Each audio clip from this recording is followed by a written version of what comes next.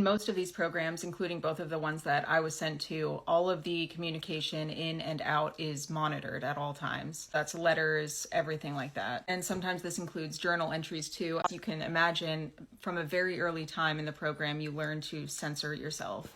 Like very much. There can also be really weird rules around writing. For example, in the second program I was held in, we weren't allowed to have pencils for some reason, which I'm guessing has to do with the fact that like with a pen, you can't go back and erase the points and change the points that you've earned. We were on a point card system. And then you also weren't allowed to write during certain times if you didn't have certain privileges. But on the other hand, writing was also used against you in the sense that we were made to write. So we would be given no-priv assignments, which were written assignments, and these could vary from very long essays to these things called SODAs, which I'll put the acronym right here, what that meant. It was basically anything that the staff would assign. So if you didn't have your privileges, sometimes you would be made to write essays for hours and hours and hours on end, literally like from the minute you wake up until you go to sleep and in between cleaning and the rest of your duties and chores. While you're writing these essays, you're not allowed to speak to anybody else. Sometimes they are extremely difficult to write, including like detailing traumatic events. You can't do anything else except sit and write. Like I said in the last video, before being sent away, I loved writing. I would write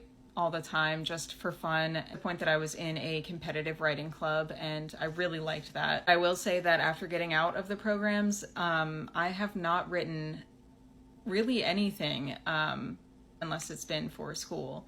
Definitely isn't one of the more serious side effects, I guess, from my experiences in the TTI, but it is definitely something that I really miss.